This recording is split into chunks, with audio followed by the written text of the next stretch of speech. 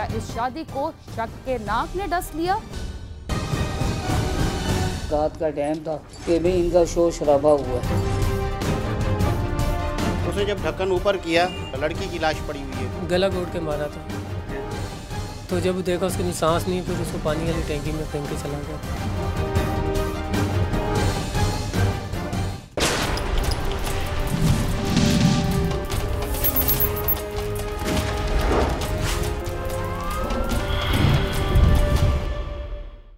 शादी के बाद जो अफराद नई जिंदगी का आगाज करते हैं वो एक दूसरे से अच्छी तरह वाकिफ तो होते हैं, मगर उनको एक दूसरे का मिजाज और अच्छाई बुराई को समझने में काफी वक्त लग जाता है। इसीलिए कुछ शादियां कामयाब भी होती हैं और कुछ ज्यादा देर तक नहीं चल पाती। लेकिन शादी पसंद की हो या उसे बुजुर्गों ने तय किया हो, इस मुकद्दस रिश्ते में बंधने से पहले दोनों तरफ से इस बात की पूरी पूछताछ कर ली जाती है कि लड़के और लड़की का घराना कैसा है और उनकी माली और समाजी हैसियत क्या है। मौजूदा दौर में और इससे कबल भी इन बातों को बहुत अहमियत दी जाती थी। वक्त बदला और पसंद की शादी करने वाले जोड़े इंसानी इखलाक से ज़्यादा दिखावे की मोहब्बत और मामूली जान पहचान को ज़्यादा अहमियत देने लगे, जिसकी वजह से ज़्यादातर शादियां या तो तलाक पर ख़त्म हुई या उनकी वजह से दो ख़ानदानों के साथ शादी करने वाली लड़की और लड़के के वालिदैन की ज़िंदगी को भी मुश्किलात से दो चार होना पड़ा। ये बात दुरुस्त है कि अब ज़माना बहुत बदल चुका है और उसके साथ मुआशरे में पाए जाने वाले ज़िंदगी से जुड़े रस्म व रिवाज में भी तब्दीली आ गई है, मगर सदियों से तरतीब दिए गए इंसानी रस्म व रिवाज में शादी की रसूमात अब भी रिवायती तरीके से अदा हो रही हैं। इसके बावजूद कुछ नौजवान इन रसूमात से बगावत करते हुए किसी बुजुर्ग से सलाह मशवरा किए बगैर जब पसंद की शादी करते हैं तो उन्हें मुस्तकबिल में बहुत सारी मुश्किलात का सामना करना पड़ता है। हमारे मुल्क में पसंद की शादी करना कानूनन और इखलाकन कोई जुर्म नहीं, मगर इसका ये तो मतलब नहीं कि राह चलते शादी तय हुई, सफ़र में ज़िंदगी गुजरी और अगले स्टॉप पर तलाक हो जाए। कराची में 5 बरस कबल घर से भागकर मोहब्बत की शादी करने वाली खातून के साथ भी कुछ ऐसा ही वाक़या पेश आया, जिसने बगैर सोचे समझे एक नौजवान से शादी कर ली थी। क्या इस शादी को शक के नाक ने डस लिया या उसकी टूट फूट में शादीशुदा जोड़े का अपना भी हाथ था?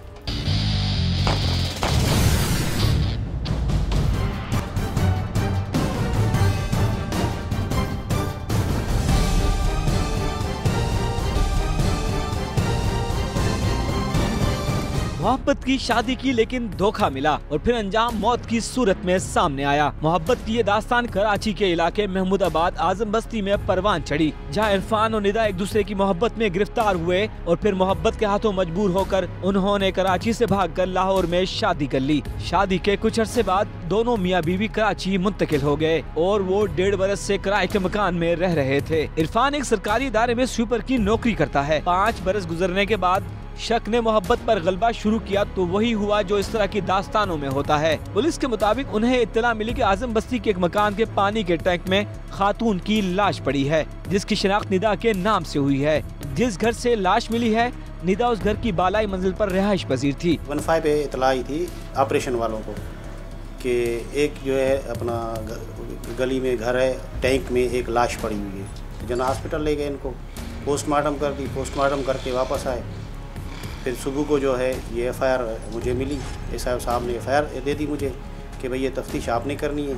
मकतूला को तशद्दुद का निशाना बनाने के बाद गला घोंट कर कत्ल किया गया था और कत्ल की वारदात के बाद से मकतूला का शौहर इरफान भी गायब था। ये जो मुल्जिम और ये जो मुतवफ़ी है निदा, ये अपना फर्स्ट फ्लोर पर रहते थे तकरीबन 1.5 साल से किराए के मकान, और जिस दिन ये वाक़या हुआ है तकरीबन कोई डेट जो अभी गवाह बता रहे हैं कि वो है 1/3/2019 का वाक़या, तकरीबन रात का टाइम था कि भी इनका शोर शराबा हुआ है। जो 2nd फ्लोर पर रहती है राबिया नाम की और लड़की रहती है, वो भी किराएदार है। उसने शोर शराबा इनका सुना है, सुनने के बाद जो है उसके बाद नज़र नहीं आई। पुलिस को मकतूला की लाश कैसे मिली? वो जिस मकान में रिहाइश पजीर थी वहाँ उसके अलावा कौन कौन रहता था? और जब उस घर में नए किराएदार मुंतकिल हुए तो उन्होंने क्या देखा?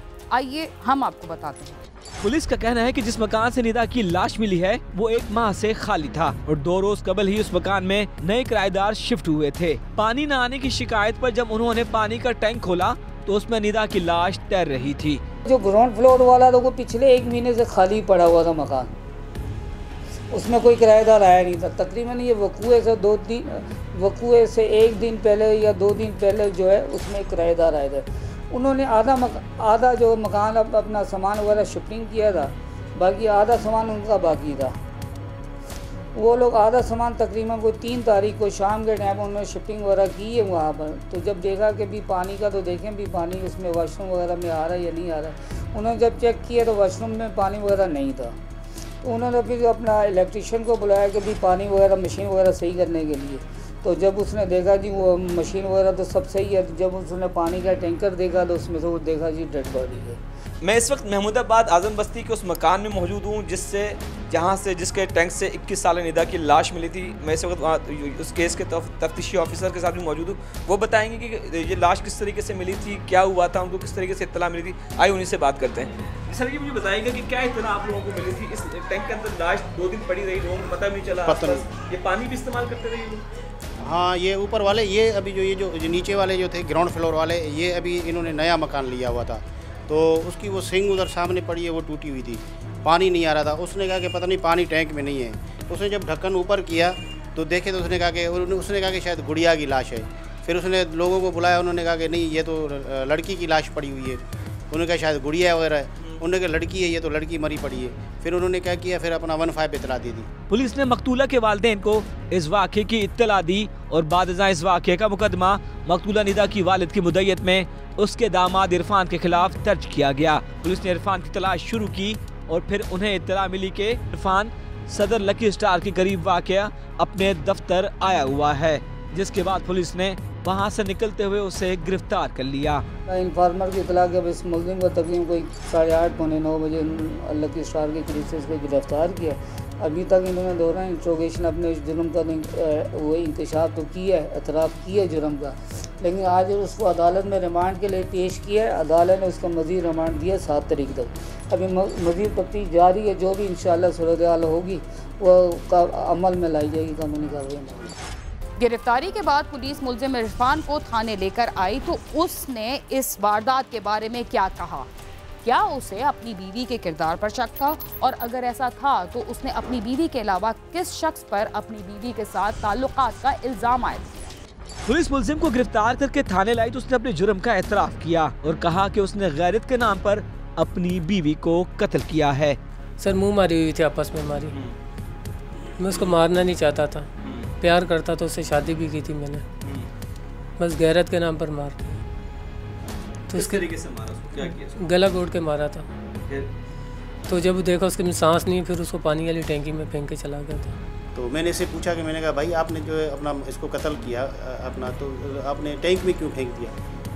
कहते सर मसला ये है कि मैंने ये सोचा था कि अब इसमें टैंक में जो मैंने इसको फेंका है ये गल सड़ के इधर ख़त्म हो जाएगी और किसी को पता नहीं चलेगा, तो इसने ये इंकशाफ किया। मुलजिम इरफान का कहना था कि उसकी बीवी उसके ऑफिस के एक सीनियर ऑफिसर के साथ फोन पर बात किया करती थी। उसने कई बार अपनी बीवी को फोन पर बात करने से मना किया, लेकिन वो नहीं मानी। इस बात पर उनका आए रोज झगड़ा होता रहता था।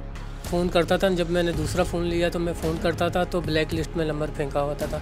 सारा दिन उससे बातें करती रहती थी। तो मुझे काम पे बोलते थे लड़के, यानी कि यार तेरी बीवी लड़के के साथ बात करती है, तेरा जो सीनियर है तो उसको समझाता नहीं। मैंने उसको बहुत समझाने की कोशिश की पर वो समझ में से बाहर थी।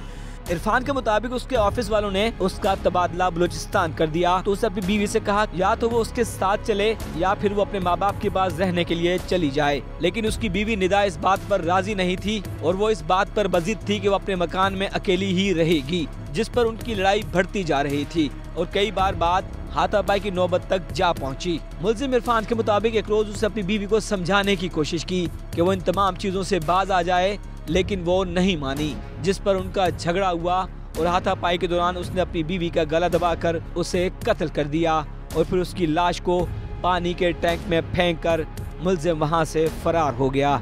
मुलजिम इरफान का कहना है कि उसके ऑफिस के लोग उसे ताने दिया करते थे और उसकी बीवी ने उसका नंबर भी ब्लैक लिस्ट में डाल दिया था और वो हर वक्त फोन पर उसके अफसर से बात करती रहती थी, जिसकी शिकायत उसने अपने ससुर से भी की थी। मैं जब भी फ़ोन करता था, जब मैंने दूसरा फ़ोन लिया तो मैं फ़ोन करता था तो ब्लैक लिस्ट में नंबर फेंका होता था। सारा दिन उससे बातें करती रहती थी। तो मुझे काम पे बोलते थे लड़के, यानी कि यार तेरी बीवी लड़के के साथ बात करती है, तेरा जो सीनियर है तो उसको समझाता नहीं। मैंने उसको बहुत समझाने की कोशिश की पर वो समझ में से बाहर थी। मोहब्बत की शादी ने जब नफरत का रूप धारा तो शक की वजह से शौहर ने अपनी बीवी का गला घोंटकर उसे हलाक कर दिया और उस पर यह इल्ज़ाम आयद किया कि वो जहां काम करता था वहां के एक ऑफिसर के साथ वो बातचीत करती थी। क्या वो सच बोल रहा था या इस बात की कोई हकीकत भी थी, हम आपको इस बारे में भी बताएंगे। मगर यहाँ वक्त हुआ एक मुख्तसर से वक्फे का, जिसके बाद हम दोबारा आपके साथ होंगे। तब तक आप समा के साथ रहिए।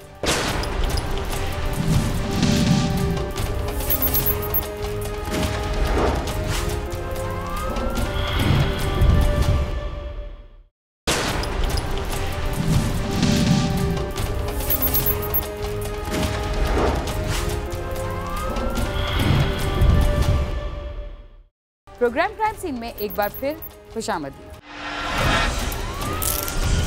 वक्फे से पहले हम आपको इश्क और मोहब्बत की उस दास्तान के बारे में बता रहे थे जो इंतहाई मोहब्बत से शुरू हुई मगर उसका अंजाम नफरत के बाद कत्ल की वारदात पर जाकर इख्तिताम पजीर हुआ।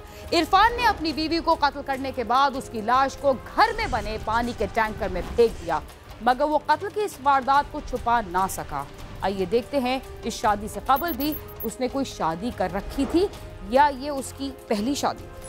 मुलजिम इरफान इससे कबल निदा की कजन से शादी कर चुका था। शादी के बाद उसकी और निदा की दोस्ती हुई और फिर ये दोस्ती मोहब्बत में बदल गई, जिसके बाद इरफान ने अपनी पहली बीवी को तलाक दे दी थी। इरफान का कहना है कि उसकी पहली बीवी उससे लड़ती झगड़ती रहती थी। अपनी दूसरी बीवी को गैरत के नाम पर कत्ल करने वाले मुलजिम का कहना है कि वो अपनी बीवी से बहुत प्यार करता था। वो उसे जान से मारना नहीं चाहता था लेकिन उसने गैरत के नाम पर उसे कत्ल किया है। तो घर पर आकर जब मैंने उसको खड़काया दरवाज़ा, मैंने बोला आपने इतनी देर क्यों लगाई है दरवाज़ा खोलने? बोलती है मेरे मोबाइल की चार्जिंग ख़त्म है और जिसकी वजह से ये सारे काम हुए। फिर क्या उस बात में तो तुम्हारी लड़ाई हुई उसके साथ? मेरी सिर्फ मुंह मारी हुई थी, इसके साथ मैंने हाथोपाई नहीं की थी क्योंकि वो बीमार थी। तो जिसकी वजह से मारी ये वही मुँह मारी। तो उसके बाद फिर मैं पहली तारीख को उसका यकम को मैंने दोपहर में उसका गला दबा के मार दिया और बाद में पानी वाले टैंक में फेंक दिया। गलती होगी बस, उसके लिए बहुत शर्मिंदा हूँ। भी सारा फ्यूचर मेरा ख़राब हो गया सर बच्चों का भी। इस वारदात में न सिर्फ मियां बीवी का कसूर था बल्कि कातिल अगर सच बोल रहा है तो उसके ऑफिसर भी उतना ही कसूरवार है जितना कि ये मुलजिम। कैमरामैन नईम खान के साथ सालिक शाह, समा, कराची। बच्चे बिलाशुबा मासूम होते हैं, उन्हें ना तो भले बुरे की तमीज़ होती है और ना ही इतनी समझबूझ होती है कि वो जो कुछ कर रहे हैं उसका अंजाम क्या होगा। यह वालिदैन और घर के दीगर बड़ों का ही फर्ज है कि वो बच्चों की तरबियत करते वक्त उसे ना सिर्फ अच्छे बुरे की पहचान सिखाएं बल्कि अपने मुआशरे की अच्छाइयों और बुराइयों से भी आगाह करें। लेकिन इससे भी अहम बात यह है कि वो जो बच्चों की नकलो हरकत पर नज़र रखें। लाहौर में एक 6 साला बच्चा अपने घर वालों की गफलत और अपनी मासूमियत की वजह से जिस मुश्किल में घिरा, उसने अपने माँ बाप के साथ उन तमाम अफराद को भी रोने धोने पर मजबूर कर दिया जो उससे मोहब्बत करते थे। आइए देखते हैं ऐसा क्यों हुआ।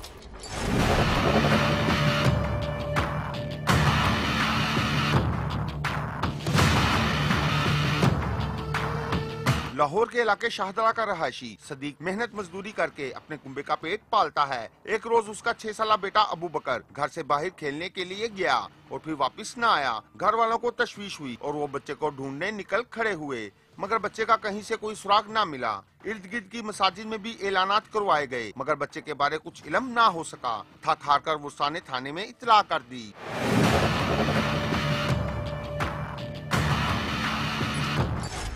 अबू बकर कहाँ गया? घर वाले परेशान थे और उसकी वापसी के लिए दुआएं कर रहे थे। पुलिस ने क्या कार्रवाई की, आइए जानते हैं कि बच्चा कहाँ गया। पुलिस ने बच्चे की तलाश शुरू कर दी और अगवा के खदशा के पेश नजर पुलिस ने इलाके की मुख्तलिफ दुकानों और मकानों के बाहर लगे CCTV कैमरों की फुटेज चेक की तो मालूम हुआ कि सदीक जैसे ही अपने घर से बाहर निकला था उसका बेटा अबू बकर भी बाप के पीछे पीछे चलता गया। बाप बस स्टॉप से गाड़ी में सवार होकर निकल गया जबकि बच्चा इधर उधर भटकता हुआ एक रिक्शा ड्राइवर के हाथ लग गया।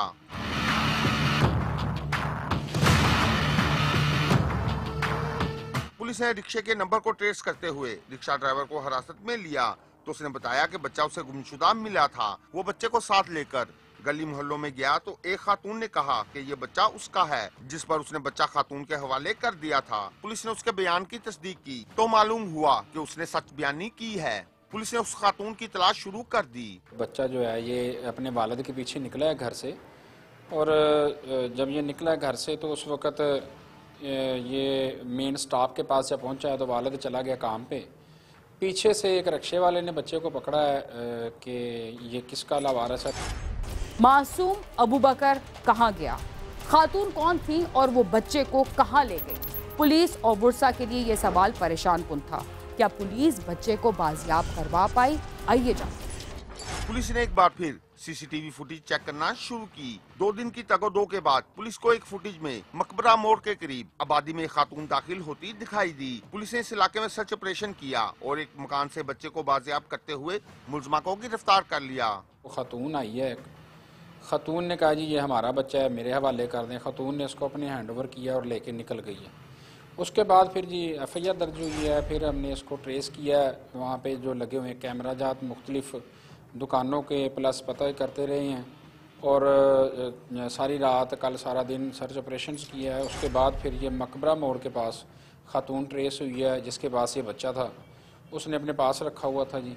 पुलिस के मुताबिक मुलजमा जुनूनी टाइप की है। वो बच्चे पर न सिर्फ तशद्दुद करती रही बल्कि उसके जिस्म को सिगरेट से भी दागा। मुलजमा से तफ्तीश की जा रही है कि उसने बच्चे को क्यों अगवा किया था। अभी उसकी मजीद इंटरोगेशन कर रहे हैं जी। खातून को जुनूनी टाइप सी लगती है और इसको मजीद इसमें जो कि इंकशाफात होंगे उसके मुताबिक फिर आगे कार्रवाई अमल में लाई जाएगी।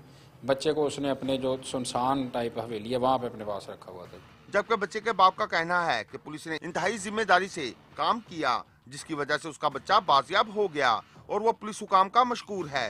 ये बच्चा हमारा है, तो ये बाप के पीछे परसों शाम को जो है ना घर से निकला था, तो रोड पे गया फिर गायब हो गया। बाद में हमें नहीं पता, हमने बाद में आके पुलिस में कंप्लेन की तो इन लोगों ने हमारी हेल्प की, बहुत ज़्यादा हेल्प की। कैमरे ट्रेस किए, फिर जो है ना इधर उधर की भाग दौड़ से ये तकरीबन 1 दिन के बाद मिला हमको। बच्चे के बुरसा ने अरबाब इख्तियार से मुतालबा किया है कि मुलजमा को जल्द अज जल्द कैफरे करदार तक पहुंचाया जाए और अगर इसमें कोई और मुलविस है तो उसके खिलाफ भी कार्रवाई अमल में लाई जाए। कैमरामैन इशफाक अब्बासी के साथ आमिर शहजाद, समा, लाहौर।